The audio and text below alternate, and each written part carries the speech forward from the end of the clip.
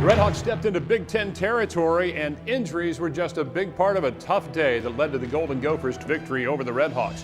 This week, the RedHawks open up Mid-American Conference play on the road at Bowling Green. Chuck Martin talks about both games next on RedHawk Football Weekly.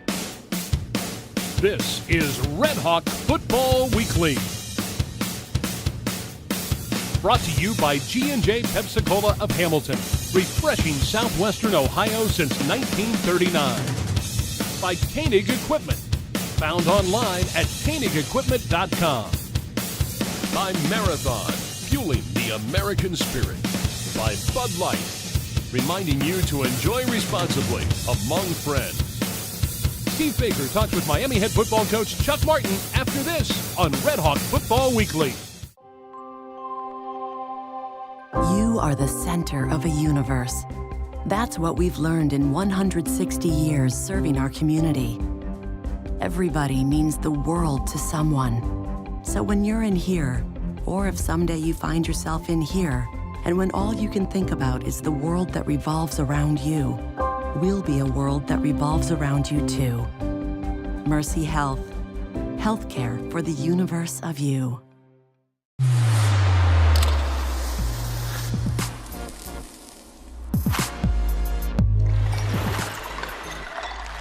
Pizza with Pepsi.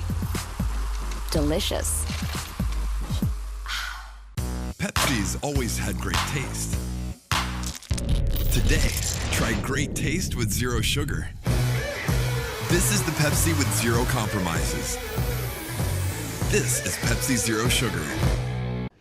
Hello again, everyone, and welcome into RedHawk Football Weekly. The RedHawks coming off a 26-3 loss to Minnesota on Saturday in Minneapolis. They'll open up MAC play on the road this Saturday against the Bowling Green Falcons at Doydell Perry Stadium. 3 o'clock is kickoff time this Saturday afternoon. I'm Steve Baker, the voice of the RedHawks. Joining me, head coach Chuck Martin. And coach, a 26-3 loss over Minnesota. A lot of factors in that game. We've talked before. You have to go into a stadium like that against a Big Ten opponent.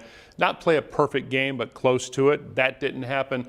Injuries were a significant part of the game as well. But I thought particularly the defense played very well for the most part of that game.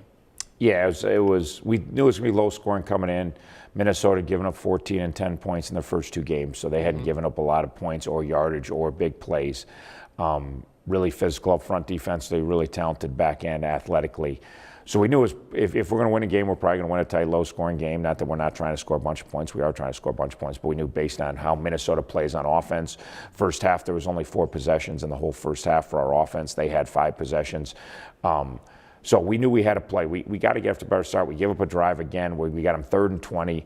We're stopping the run. We're getting pressure on the quarterback early.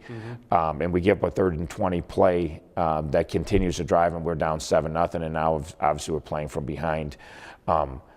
They get a short field and kick a field goal. We're down 10-0. We put together a really nice drive, and we're in position. We get a first down. We get a tough holding penalty. Should have had first down about the 15-yard line, and now we got a force to kick a field goal.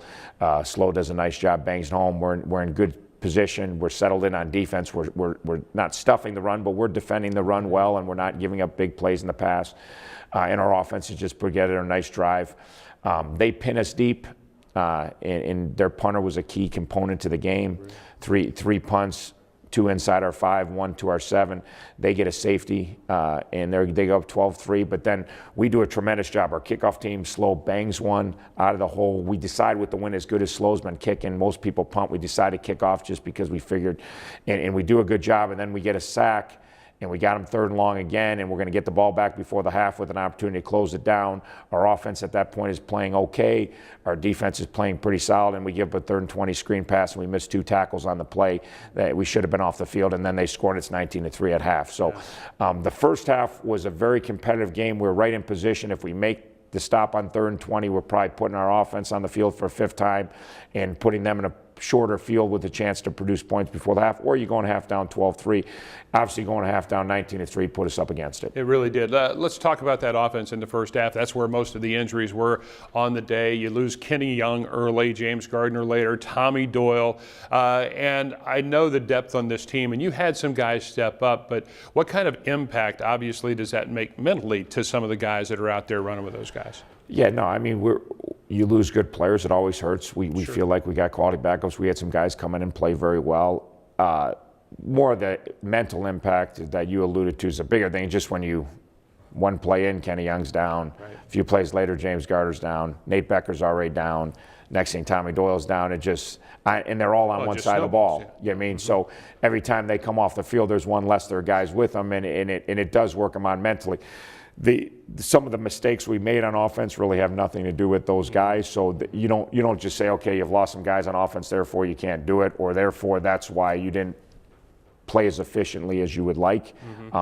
But obviously they have an impact in the game. You lose good players, it always has an impact in the game. Some of the mistakes we made, we have to clean up. We have not turned the ball over the first 2 weeks. We had one turnover, and it wasn't even a bad turnover. It's kind of an unlucky turnover. Then you have 3 turnovers Saturday, which, again, when you're going into Big Ten opponents, or not even a Big Ten opponent, you go play anyone, you turn the ball over 3 times, you're going to have a hard time winning the game. Indeed. Those guys, some of those guys that stepped up on the offensive side, Davion Johnson, we've seen him in other games, but just great speed in finding the hole. He had 5.6 per carry on Saturday.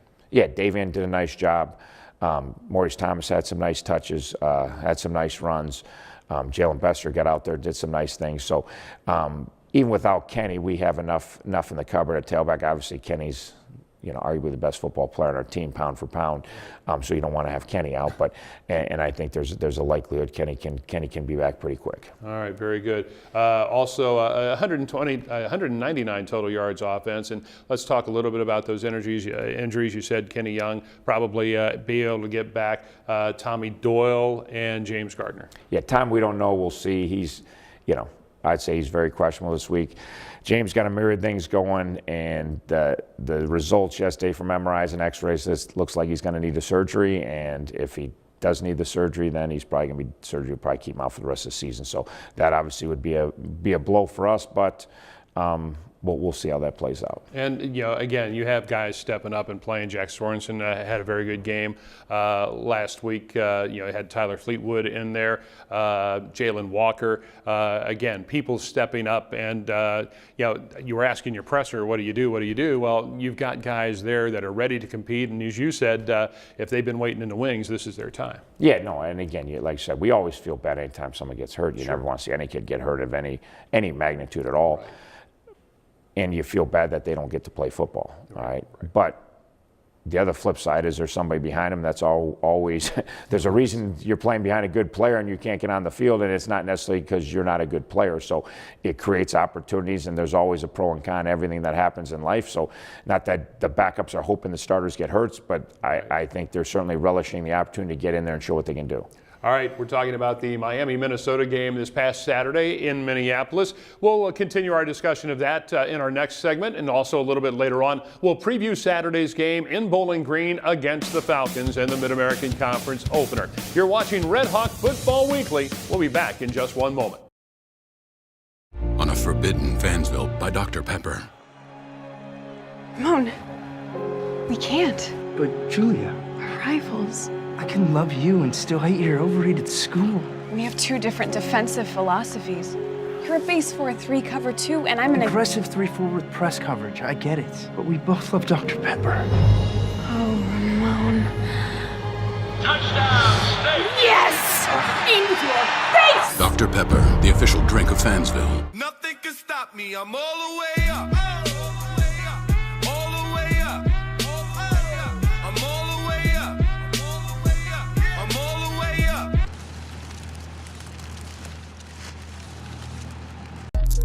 Came through drippin', drip, drip. Came through drippin', drip, drip. Came through drippin', drip, drip. Diamonds on my wrist, they drippin'. Ice. Came through drippin', drip, drip. Came through drippin'. Mountain Dew Ice, a clear, refreshing lemon lime dew. This segment of RedHawk Football Weekly is brought to you by Courtyard Marriott Hamilton, conveniently located just miles from Miami University. Back once again to RedHawk Football Weekly as we discuss the Minnesota game on Saturday. It was a 26-3 loss to the Golden Gophers. Steve Baker, head coach Chuck Martin, and we talked about the offense. I really want to spend some time with the defense because other than a couple of third down plays, as you alluded to, I thought the defense played some pretty good football against a Big Ten team. Yeah, no, we did some nice things, but the 2 third down plays are the critical plays in the game. Those, you're going to beat a Big Ten team. You know it's going to be low scoring. We know we can get off the field. We know we can get stops. We got stops for the entire football game. Did they run the ball somewhat effectively? Yeah, their tailback had over 4 yards of carry, but you play a Big Ten tailback and he has over 4 yards of carry. It's not like they were gougers run the ball. We did not get the ball thrown over our heads all day, and they took their shots. So we knew we can get stops. So you got to make the two third and long plays, and we're in position to make the second one for sure. We should have been in position to make the first one. We didn't run our defense effectively on that down, but the second one we're in position to make 2 plays, and we missed tackles. And again, credit, they got a good tailback. I get it. I'm not taking anything away. He broke tackles and made us miss. But we got to get the guy on the ground. If we do, that's a critical juncture where I'm not saying we have momentum, but they got a safety, and then we pounded a kickoff, and then right after the kickoff, we get a sack. And we get a sack fumble, we don't get on the ball again, and we have some momentum building. And like I said, whether it's 12-3 at half or maybe we produce some points, maybe it's 12-10 at half, you're right where you want to be and not getting those 2 critical plays. So I do totally agree with you that we played really strong defense. We held a Big Ten team under 300 yards. We held them under 5 yards per play for the entire game, which I don't care who you're playing in college football. If you hold them under 5 yards per play, we held them under 3 yards per carry. So we produced 2 turnovers late in the game. So we did some really good things, but the critical plays are what determine the outcome of games, like you always talk about, and there's 2 critical plays that we have to be off the field. So we did a good job of the run. We stuffed the run. We did not get knocked off the ball the entire game. All right, they had knocked the first 2 teams they played, and they're pretty physical up front. And our guys, our D-line, our linebackers were very physical. Not that we necessarily knocked them off the ball, but it was an even battle in the trenches. Their back made us miss a few times, but we tackled them pretty well, and we defended the pass throughout the game fairly efficiently. So there was a lot of positives to the defense. We got a lot of stops. We created a couple turnovers, but there's two more stops we need to make, and if we stop the 2, it should have been the 2 easiest ones of the day. They're 4 for 15 on third down, and we have a heck of a day defense, and we're probably right in a football game. Absolutely, and you got pressure on the quarterback, whether it was through a blitz or just straight up, up front on the D line. That was something that I know you've been working on, and you were able to get there this week. Yeah, it was big. It was right from the first drive of the game. Yeah. We got after the quarterback, and we. Like you said, whether it was a 4-man rush or a 5-man rush, we got after the quarterback. And not only did we get some sacks, a couple times we caused fumbles, all right? A couple other times we forced him into some bad throws that could have been interceptions. He threw some balls in harm's way based on pressure. And it's not just the sack, as we're always talking to our pass rushers. It's, hey, he might just throw it out of bounds and burn it down. It's a batted down ball. It's also the times where most interceptions come when the quarterback's under duress. So we forget about it once the interception happens, how important the pass rush was. But there was times Saturday he put the ball in harm's way because we were harassing the quarterback. So obviously moving forward, vitally important for our defense on all downs when the quarterback's in the pocket to not let him sit in the pocket and be comfortable, because Division I quarterbacks are pretty talented. Yeah, we talk a lot about Junior McMullen and Brad Koenig at that linebacker position. You didn't have Darius Thompson this week in the nickel.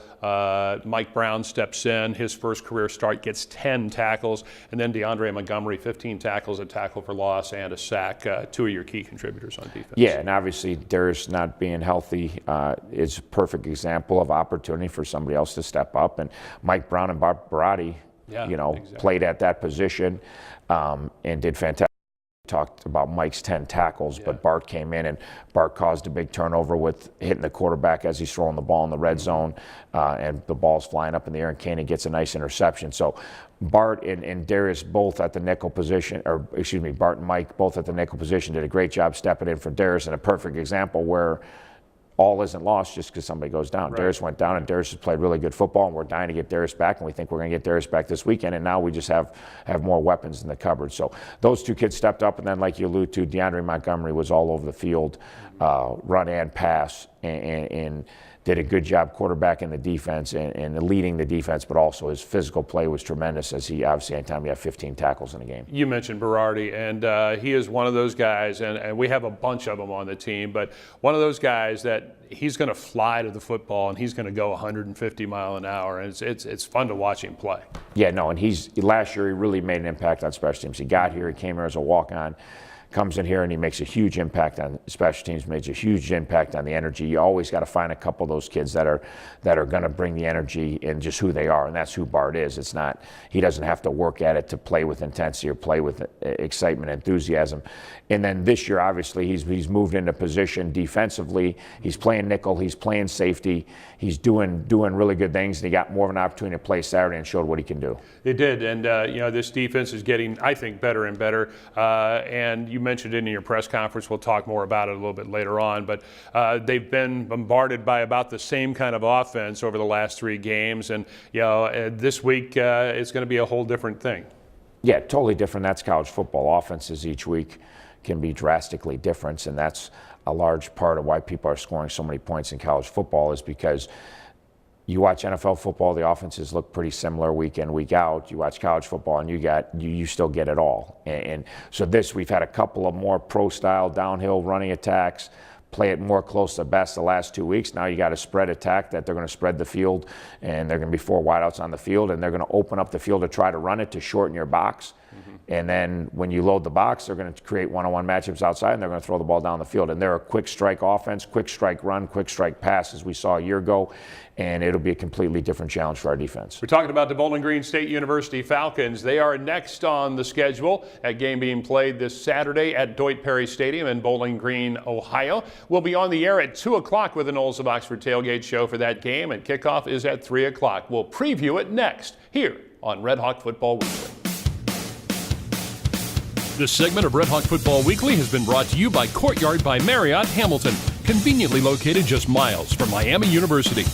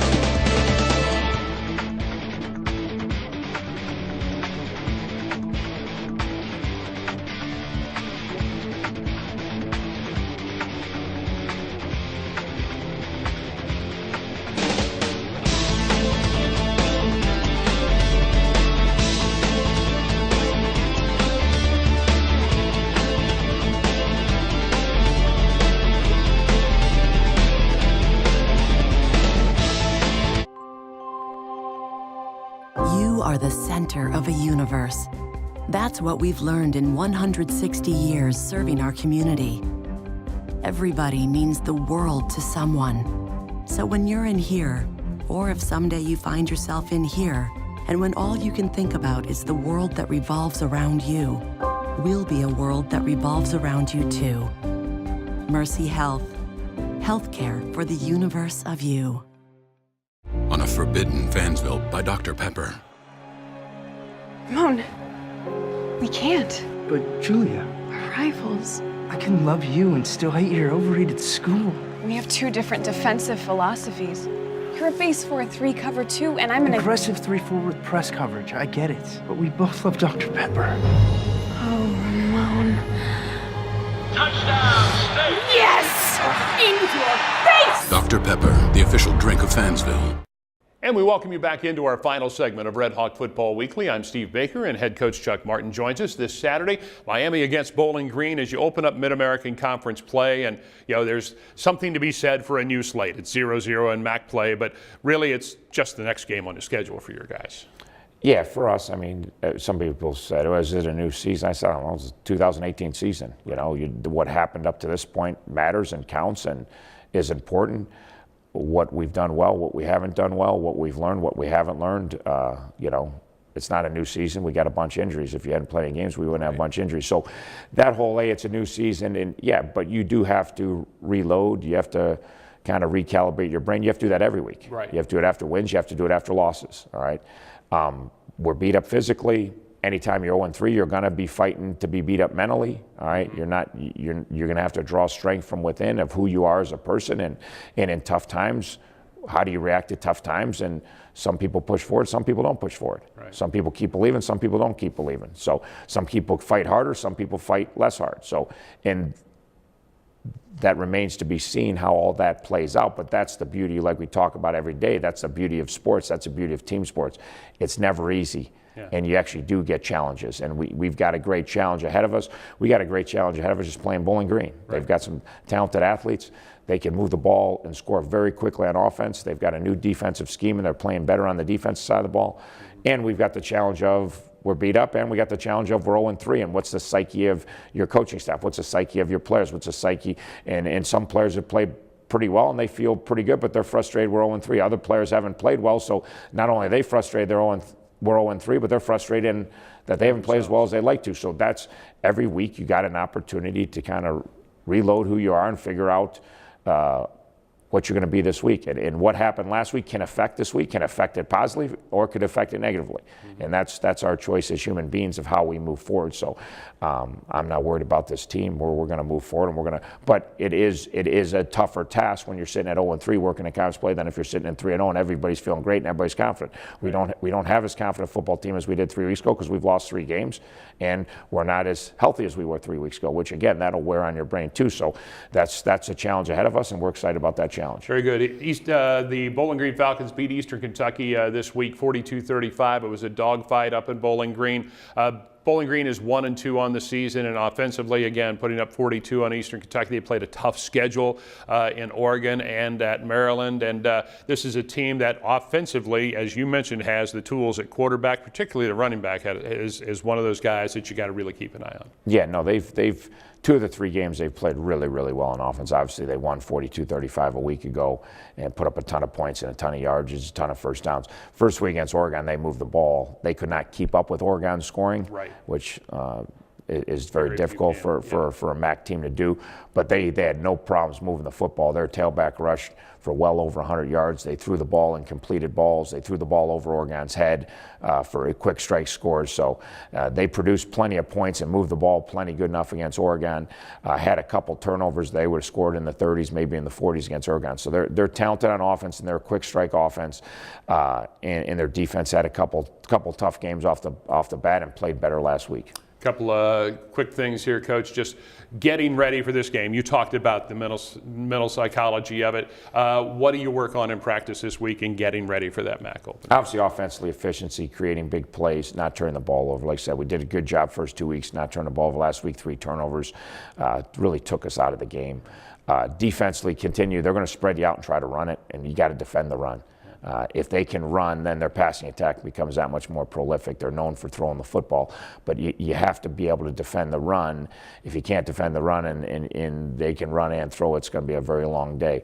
And then we got to limit big plays. Last year they beat us by getting the ball over our head, and that's what they do every week. All right, Coach, best of luck this Saturday. Thanks. 3 o'clock is the start time at Deutsch Perry Stadium this Saturday. Miami on the road in the MAC opener to take on the Falcons. Until then, I'm Steve Baker, the voice of the RedHawks for Chuck Martin. Thanks for watching RedHawk Football Weekly.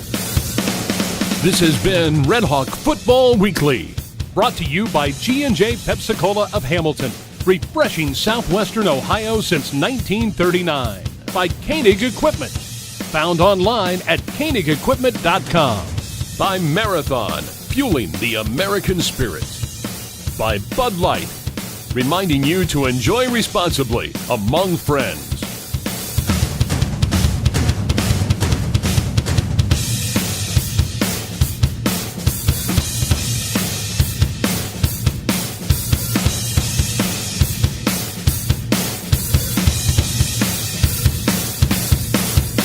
RedHawk Football Weekly is a sports production of Miami University and IMG College.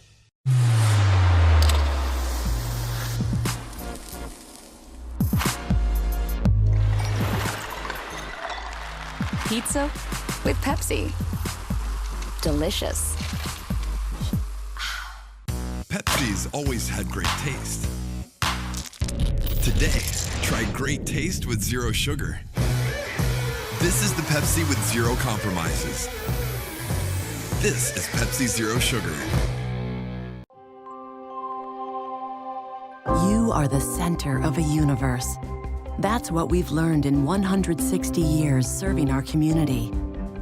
Everybody means the world to someone. So when you're in here, or if someday you find yourself in here, and when all you can think about is the world that revolves around you, we'll be a world that revolves around you too. Mercy Health. Healthcare for the universe of you.